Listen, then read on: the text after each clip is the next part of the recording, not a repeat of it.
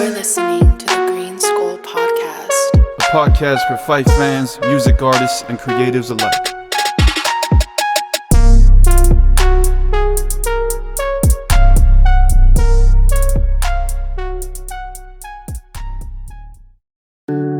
Hey, what's up, guys? Before we start the show, just wanted to give a huge shout out to our sponsors, Natural Selection, a brand that's not just about clothing, but a lifestyle. I'm thrilled to introduce the trendsetters of Coachella Valley streetwear, Natural Selection. Natural Selection is all about quality and uniqueness. Their designs are a fusion of street culture and the vibrant energy of the Coachella Valley.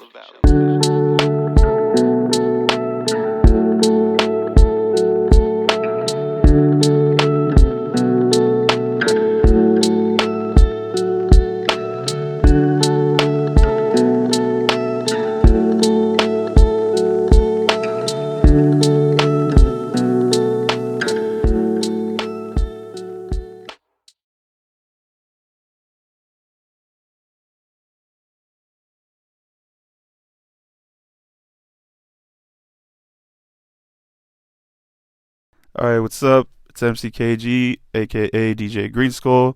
You're listening to the GreenSkull podcast. And today, I got the homie AstroTheMartxn. What's going on, guys? What's going on, Gabe? So, dude.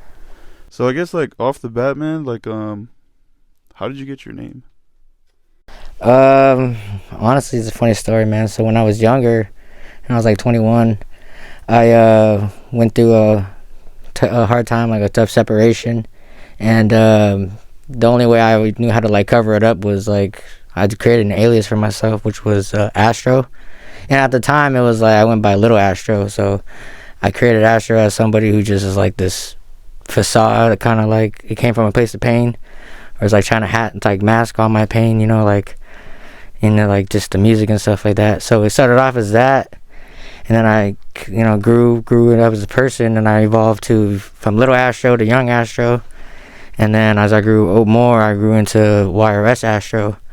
And that's who I was for a while. And then just life came, and I went through a lot of stuff. And I came out of it on top, just changed. So I felt like a whole new identity needed to happen, a whole new flesh, because I'm a whole new person on the inside. So I decided to go with AstroTheMartxn because it ties in with my brand that I have and everything. So that's how it came about. Nice. So, go ahead and describe your brand. My brand is named Term Life, and it's something that me and my son created. And it basically means the Young Martians love you for eternity, is what it means. So it's Term Life. And he was just he had an idea of just aliens and stuff like that in drawings. And I always encourage parents to, or whatever your kids do or draw or whatever it is, take that into consideration and build them up upon it, build them up, run with their ideas, because they're just creating too. When we're kids, that's when we're our most tapped in. So I feel a lot of parents, they don't really pay attention or focus too much on what their kids are actually creating, and I feel they need to. And so that's basically how it came about. So Term Life is me and my son, basically. That's dope, dude. Hell yeah. So how did you get into making music? I've always loved music growing up. When I was a kid, I always used to listen to music all the time. That was my thing. I used to have one of those rocking gaming chairs, the ones that were like this, and on the floor and you rock back. I used to have one of those. And then we had the CD players back in the time. We had CDs growing up. And so I used to get my Walkman and put my CD, my headphones in. I used to sit there and I listen. I just imagine me being on the stage, the singer, or in the band or something. So I always grew up wanting to do music, and I got into it when I started getting into church. When I got into church, and I started getting into the band, wanting to learn how to play, and from there it just took off. From there. Damn. Okay. So, when did you actually start moving towards it as far as recording and performing? As far as recording, well, when I first got it back in 2013, I got my first MacBook, and I was using GarageBand, just playing around with it. And I originally wanted to do rock music because I grew up listening to bands like Slipknot, Korn, One of my favorite bands was Good Charlotte, you know, The Young and the Hopeless. That album was like goated. That's like one of my favorite albums. POD. And so I grew up wanting to do rock music, but it's kind of harder when when you have a vision and not everybody sees a vision, and then everybody's times have to be all together. And so I just decided just to do music on my own, make it on my own, and I got into rap and started recording myself. And I actually liked the way my voice sounded. I was like, that's pretty dope. Like, I think I want to do this. So I put in hours of countless time, man, just trying to make stuff and stuff like that. So that was like back in 2013, and we're here now. Nice. Hell yeah. So give me like an age range from when you started and to now. Well, I started when I was like 14 years old, when I started like playing like guitar, like learning how to play the guitar. So that's when I started getting into music and stuff like that, really. And then when I was 17, 18, that's when I got the MacBook, and then that's when I started making my music and stuff like that. So I was pretty young for the most part doing it. So when you say you record yourself, which DAW do you use? I use Logic Pro. Oh, okay. So did you learn like you said GarageBand, right? And then you went to Logic Pro? Yeah, that's basically the upgraded version of GarageBand. I had FL Studios, the whole like the most one that you can get, like the best one you can get. I had that, but it wasn't as easy as just plugging it in and then just like my MIDI board and then just playing it like straight up from there. And then also I had a Mac, so it was at the time FL wasn't on the Mac. So I was like, well, the easiest thing to do for me to use is the GarageBand. And then I had that, and then my dad, he saw me using it, and I asked him to get me the Logic Pro, and he was like, yeah, I'll get it for you. I believe in you. So that to me was a big part of the reason why I'm here today. My pops. Hell yeah. No, that's cool, man, because a lot of the stories that I hear is kind of like the parents don't really like back you up on that. You know, so it's cool to know like your pops is cool and he's supporting.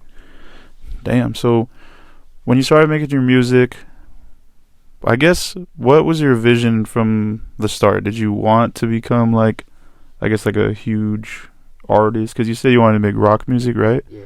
So was it just like musical artists in general? Yeah, I just saw myself on the stages really when I was a kid. That was just me. Like I said, I used to just imagine me singing the songs, me being on there. So now it's pretty crazy how it all came full circle, because like I said, we all used to dream about it, and it's like actually, ran with it, and I'm grateful that I'm actually here. It's pretty cool, man. Hell yeah. Damn. So at what age did you start performing your music? Well, I used to play in the church band all the time, so from there it was pretty normal. Growing up, I went to a private Christian school when I was growing up, so every year they had like plays all the time, and so I'd always get cast in the plays. So ever since I was a little kid, I've always been on acting and been on stage. And the very first time I ever performed like my music like as an artist, man, it's like, it was so funny. I was with my homie Dank at the time, and we went out to Joshua Tree. It was like an open mic night thing over there, right? And it was like 2017, 2018, around that time. I was 21, and we went up there to this bar up there in Joshua Tree, and you get there, and I'm thinking it's an open mic night, I'm thinking like other rappers might be there or something like that. We get there, bro, it's like all like blues rock type people, like older guys, bro, like white guys with the beards and the cowboy hats and everything, and I'm like totally out of the element, bro, like and they're playing like live music, and I go up there with the aux on my laptop, and the aux cord was all messed up, so the homie, he had to hold it, and then I performed my songs in front of this totally crowd that I shouldn't even be there, and they all looking at me weird. So I'm grateful for that, because after that first show, like I always think of that first show, and it's like, if I got through that, then any other show I do is literally, what is there to lose? Like, it's just, you know what I mean? So I'm grateful for that opportunity to do that. So whenever I go to shows and I get nervous, I just remember back when I first started, and it's like, bro, you're in your element, bro. Like, this is where you're meant to be, bro. So just give them a show. Damn, that's funny. Freaking, when did you start becoming aware of the music scene out here? When I actually started getting into the music scene, I started taking it more serious. I had met OZ. At first, that's when I met OZ. That was like back in, I want to say like 2017. And I posted like one of my first albums up there or whatever, and he hit me up because he saw one of my songs on Facebook. I was on one of his lives, and that's how I connected with him. And then I met, he introduced me to Eddie Greens, and then I met everybody else from them, like out in the valley, you know, just doing more music. So that's how I kind of got into the music scene out here, was from those guys. Hell yeah. I don't know if you did, but have you made music with like OZ or like I know Eddie, he has a studio, right? Me and Eddie and Mono and some other guys, we had a studio, but we don't have it no more in Palm Desert. But I used to make music with OZ, and when we first started meeting, like going around, when you made music and stuff, he's pretty talented, real talented. And Eddie too. I made all Eddie's songs. We haven't released anything, but Eddie got some bangers tucked away. I'm telling you, man, like that's some really dope stuff, man. But yeah, shout out to those guys. Damn. Yeah, I had seen like a studio, like, because I followed Eddie Greens before.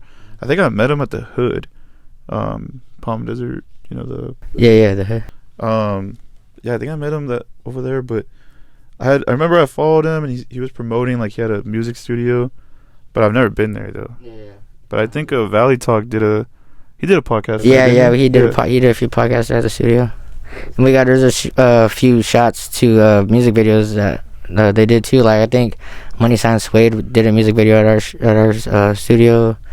R.I.P. him. I know Phoenix Flex and them, they did a video shoot. We've also had, I don't know if you remember Tokyo's Revenge, that rapper Tokyo Revenge, but he was there. He was pretty cool. That was a pretty dope guy.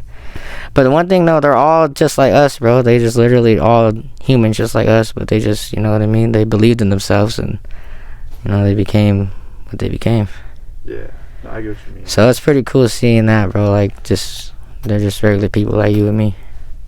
Oh yeah, I get what you mean, dude. Like, I feel like I just started learning that as soon as like I started getting into rooms with bigger artists. And I realized like they're so normal. The music scene. Did you I guess, how did you get involved with like the shows like with 420 Bank and stuff like that? Shout out to Rolo, man. Rolo actually was like one of the first people to ever give me like a show.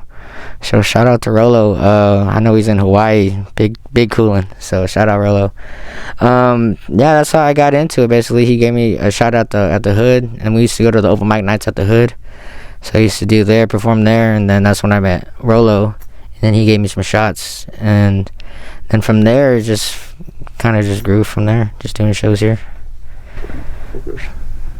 Well, shit, you and me have pretty much shared the stage at almost every venue. Yeah. But is there a venue that you've performed out here that wasn't like the regular rotation that we're in? Yeah, actually, the History Museum that we performed at, man, that was totally something different, and then that was an opportunity. That was totally different, man. Like I said, it's one for the history books. Cool. Yeah, we made history that day. Yeah, we made history that day. We all did. Shout out to Lando and One Step Recordings. Yeah, shout out Lando.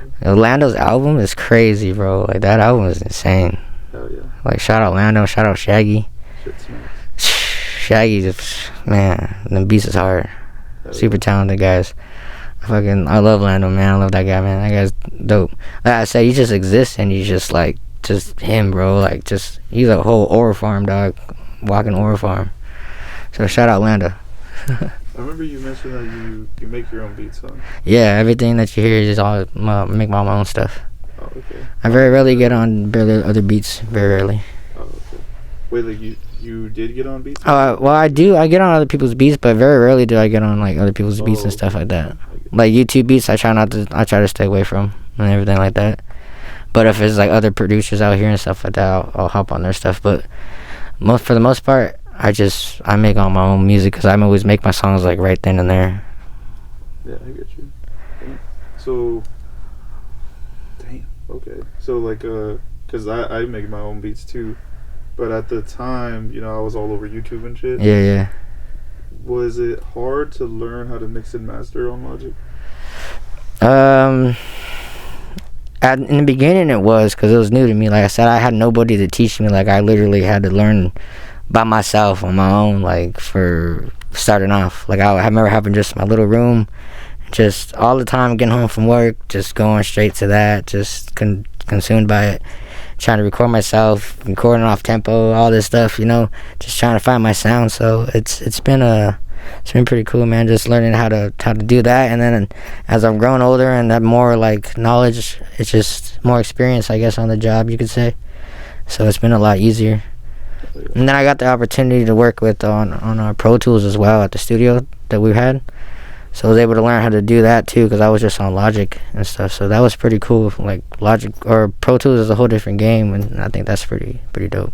Yeah. Nah, bro, Pro Tools, that shit crashes your computer like crazy, but it is a industry standard. That shit, it sounds crazy better. But how many projects do you have? I've had I put out a lot of projects under Astro. I remember I had over 100 songs on Spotify at one point, bro. Like I was dropping albums, because that's all I do, man. Is I make just music the rest of my life. That's literally all I do. So I've dropped, man, how many albums? In my whole career between Astro and AstroTheMartxn, I've dropped like, let's see, 1, 2, 3, 4, 5. I want to say I would drop like 8 or 9 projects and stuff, and that was all just like trying to find my sound, you know, crafting my sound. And a lot of my old stuff you can find on my SoundCloud at Astro. So it's pretty cool listening back to that, because like now my sound now is like, you can tell I was like I always knew where I wanted to go with my sound, but I just couldn't get there yet. Well, not that I couldn't, but I was just walking in the footsteps of getting there that I left for myself to walk in, if that makes sense. Who's like your influence? Oh man, I got a lot of influences, man. Like I said, I would say like rock music is one of my big influences. Also too, Yeet, he's pretty dope. I like Yeet. Lil Skies, Nav, so all those guys, Wi-Fi's Funeral, just all those guys, man. All the 2017 era, just all those guys are just dope, man, honestly. And yeah, it's pretty dope. I like Yeet in particular, just because how he carries himself, like how he talks about himself in his music. Like he's up there, and then he didn't have all that before. Like a lot of our artists wasn't living the lives that they have now. Like it was all just them rapping about it, and then they end up not having it, but they created that stuff for them, and now they're walking in their shoes that they created. And a lot of with all the other rock bands like Kiss, like I used to watch a lot of documentaries on artists and stuff. So, and all they would always say was just like basically they wrote about their life, what they wanted to live in their songs, and it came to be. So that's one thing I'm real big heavy on in my music now these days, is write what you want to create, what you want to experience, and not what you don't want to experience. Oh yeah, That's good stuff, dude. Hell yeah. Freaking, what is your version of success? My version of success, to be honest, is just being able to keep going forward through no matter what tries to bring you down. That's my version of success, is to keep going forward no matter what happens. You always just keep going and go be great. That's as long as if you're here today, you're successful. Point blank period. You can, it's all in your mind what's not successful and what is successful. So it's like, are you successful? If you're successful, then you're successful, claim it. If you're not successful, that's because you're saying you're not successful. So start saying you are successful. That's might be my message on that. Success is whatever you think it is to be. Everybody has a different thing, but for me, just existing is successful. sick. Oh, that's a dope outreach. Is there anything that you want out of the industry? I don't want anything out of the industry. Like, I'm not doing music because this is what I want to do, or like I'm hoping to get rich off of this. Like, I've already made it happen in my dream. Like, my soul got billions. Like, I don't need anything from the music.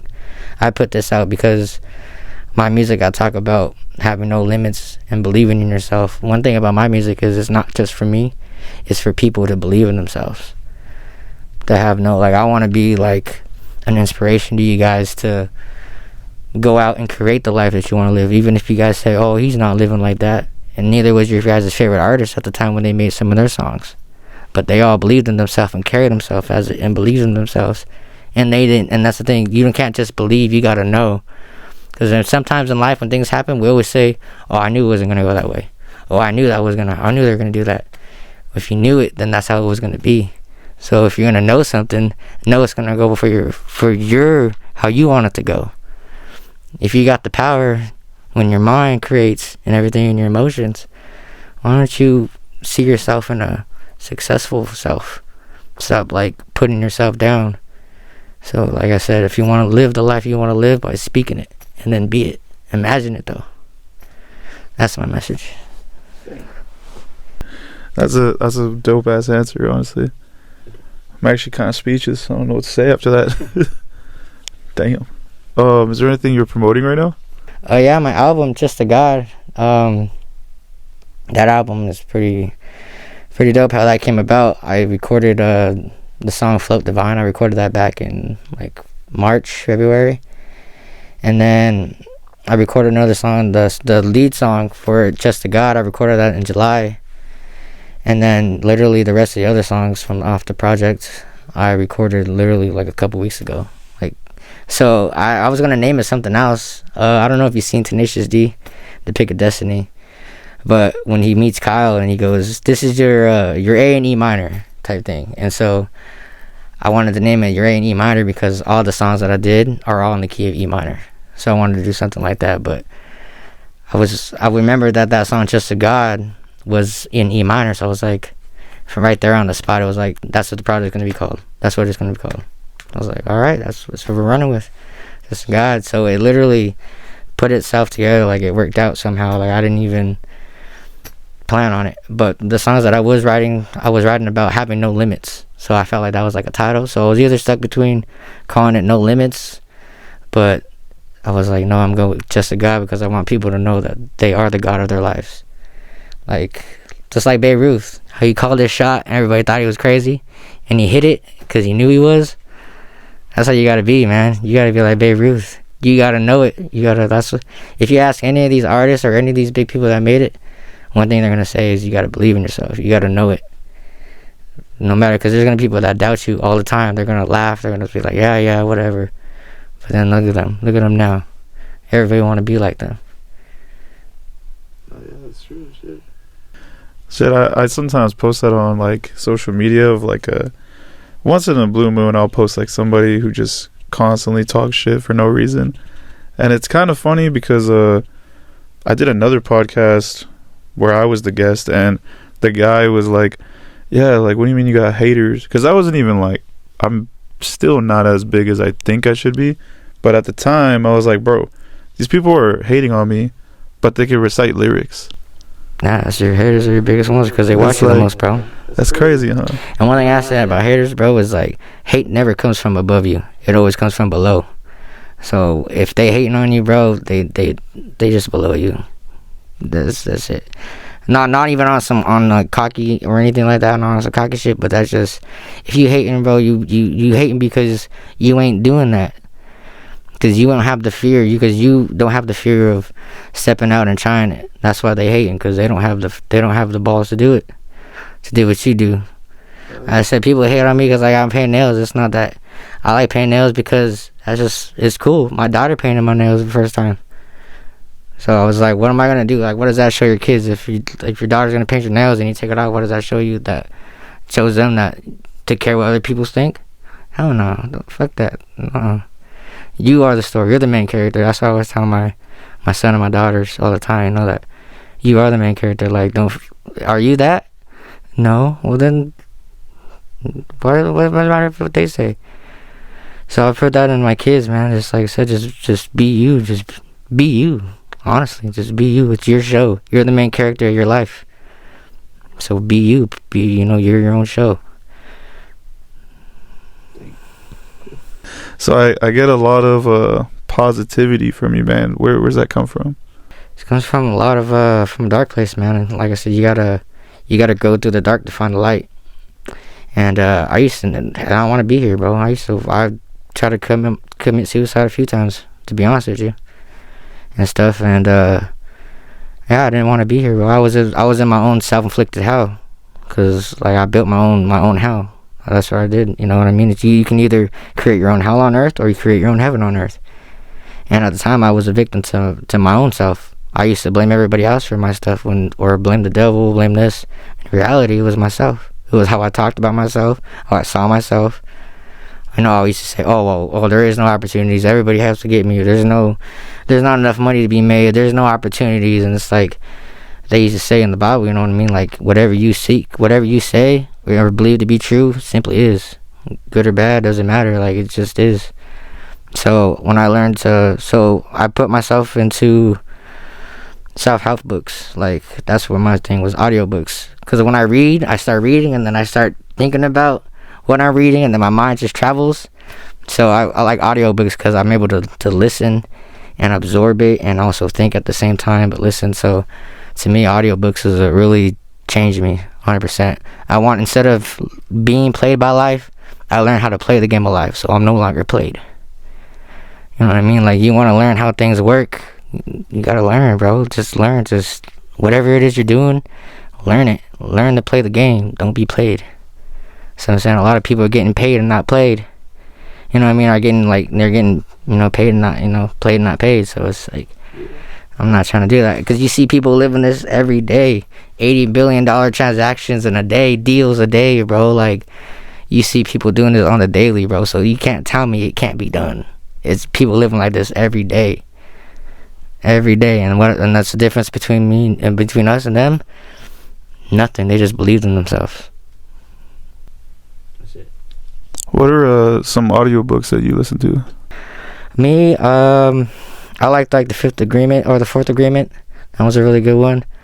I listened to a lot of Dolores Cannon. She really changed my perspective on a lot of things. Dolores Cannon, she talks about like metaphysics and just stuff. She used to do like a hypnosis, like past life regressions, and she used to tap in with like other forces that used to talk to her patients while they're under hypnosis and stuff. And she wrote about all of them in her books. And so those books changed me a lot. Neville Goddard, I recommend Neville Goddard. He's taught me who I am. That's basically who he taught me who I am is. I am is, they say God is I am.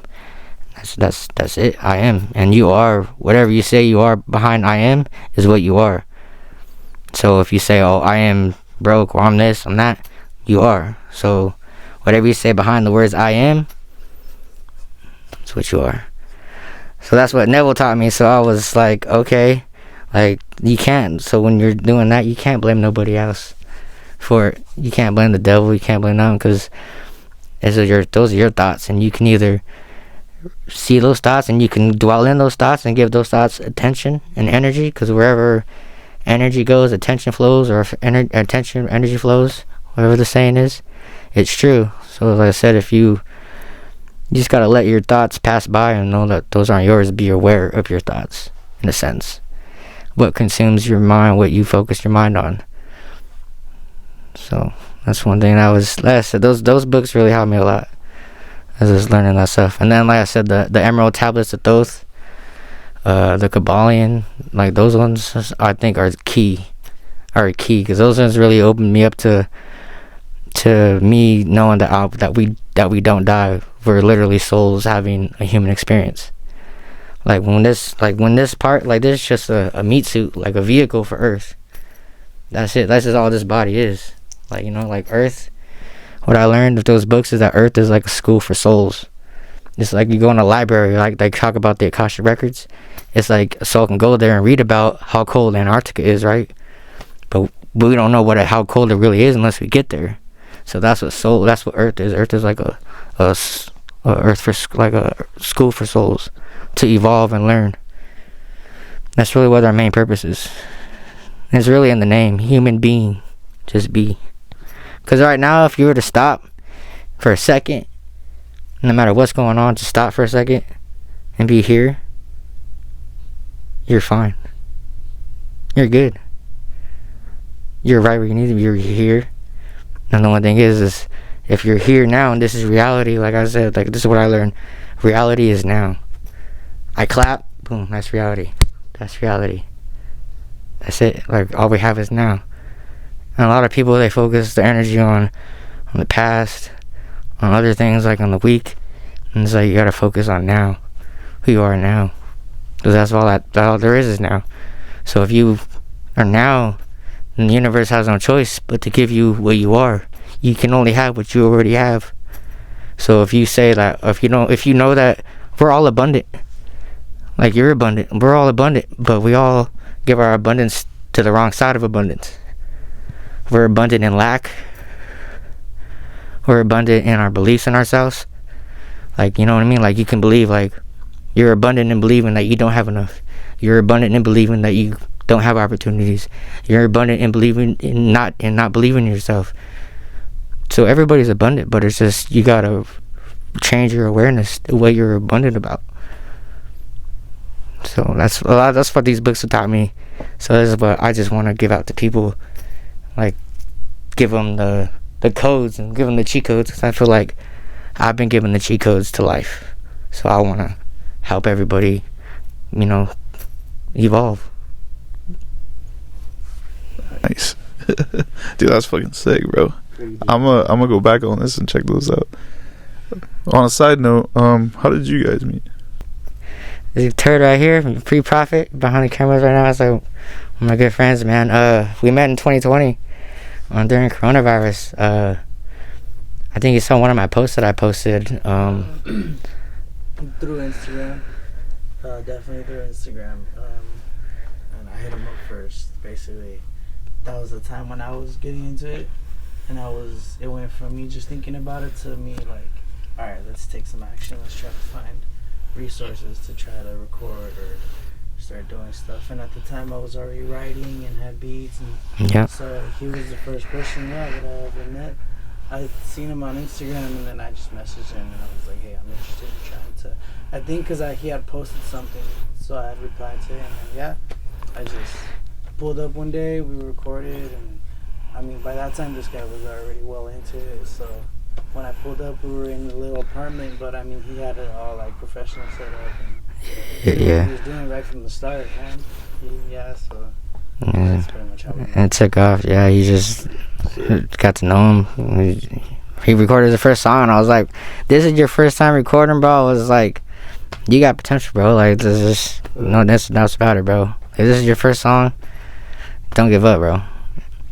Don't give up." And then I remember that was like in like when coronavirus started, and then So it was like 2020, yeah. yeah, and then I remember on August 8th, we were able to do a show out of town, and he came along with me and Guyver, Mac G. That's shout out my brother right there. I love my guy, man. That's my brother for life, Mac G.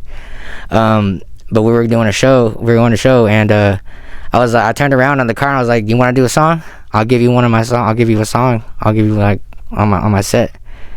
And he was like, "Really?" And I was like, "Yeah, dude, do it. I believe in you, dude."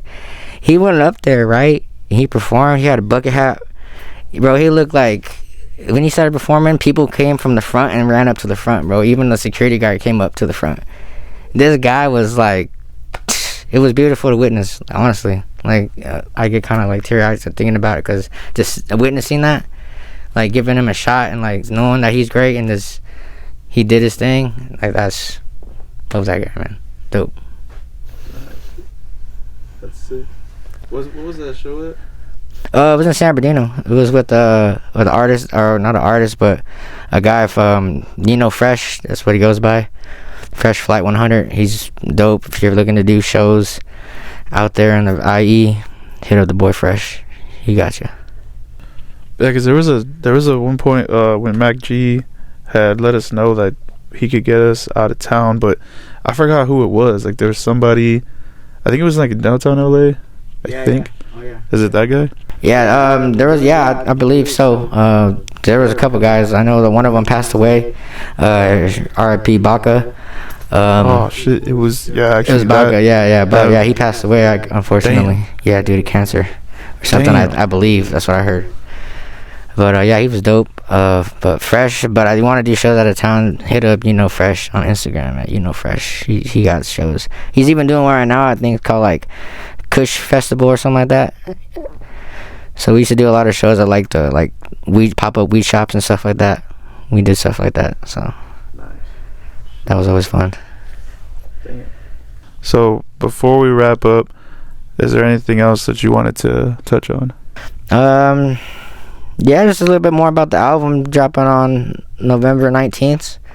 That's actually my birthday, the big 30. So excited. That's why I felt like it would be right to drop it now on my birthday. I try to drop a project on my birthday every year, but 30 for me, I feel like it's a big celebration. I'm celebrating myself because I said my 20s, like where I'm at now, I'm proud of myself. Like, I used to pray for this person that I am today. I used to pray to be this person, so I am my own prayer fulfilled, in a sense. So where I'm at, I'm just grateful. So I said my 30s are my thriving 30s. That's what I'm calling them, thriving 30s. We are in our thriving 30s. And so, yeah, I'm dropping Trust God. Like I said, those songs, like I said, are just to help you guys feel like you can do anything. Like, when you hear my music, I want you guys to feel like you can do anything. You can be anything. Create what you want to create. Live the life that you want to live through your words. Because you can't tell me it can't be done. It's been done so many times. Your favorite artist living like that became what they wanted to be. So, with that being said, the only obstacle you face is yourself. But if I can say one thing too, is people got to stop saying, oh, it's me versus me. Stop saying that. Be you with you.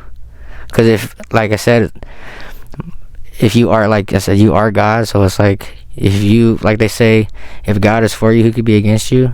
I would say, if you are for you, then who could be against you? You gotta believe in yourself. That's what I tell my daughters all the time. My daughter, my sons, I tell them that all the time. Like, you guys, like, no matter what they say, whoever you are, like, you believe what you are, that's what you are. Don't let them tell you anything different. And it's like, because they don't know, their parents aren't telling them that. So it's like, I'm giving you guys the cheat codes. And now, because I had to figure this out on my own, I didn't have no thing to do on my own. I had my son at 14. I had a son at 14. That's when I had my first son. I was 14 years old. And so, me and him, man, that's my twin right there. So, Forsaken, you see Forsaken everywhere. That's his brand. That's his own personal brand. And then my daughter has hers too. And then my son Astro, he's just elite, man. That kid, he's on a whole nother level, like, honestly. But yeah, it's beautiful, man. Just being a dad, and that's the biggest reason I do it for, man. It's for them. Every time you hear my song, it's those two. Before you hear my song, that's my tag. And my son saying, Astro the Slip, believe it. And then my daughter saying, I love you too, daddy. And then Term Life, my son says it because that's us. So when you hear me, you hear us. It's not just me, it's us. So that's my thing. I want parents to start believing in your kids, start bringing their ideas. Don't just say, oh yeah, it's cool, that. And it's like, all these parents are on Roblox, and their kids are on Roblox. Why don't you make an account on Roblox and play with your kids? Like, get into their world. Like, flip it. Like, we gotta be better as parents. Like, we gotta do better as parents. Honestly, it's like, you gotta stop. Like, oh. Nah, man, because your kids, I remember my mom used to say, they grow up fast in a blink. And my son's 15 now. Just turned 15. It's like, where'd the time go? So, like I said, just be in your kids' life. To, like, play Roblox with them. Do your thing. Like, be in their world. You know what I mean? Like, look up to them. I feel like we should look up to our kids. Shouldn't be the other way around. And just because you're their mom or their dad doesn't mean give you a right to talk to them any way you want. They're still human beings at the end of the day. So, that being said, I think that's everything I wanted to say right there. Oh yeah. And that's my message, man. Just evolve, do better. We could do better. When you know better, you can do better. Hell yeah. Sheesh. Yo, appreciate you being on the pod. I man. appreciate you, man, for giving me a platform to talk, man, honestly. Hell yeah. Grateful. It's the GreenSkull podcast, and we're out. You're listening to the GreenSkull podcast. A podcast for Fife fans, music artists, and creatives alike.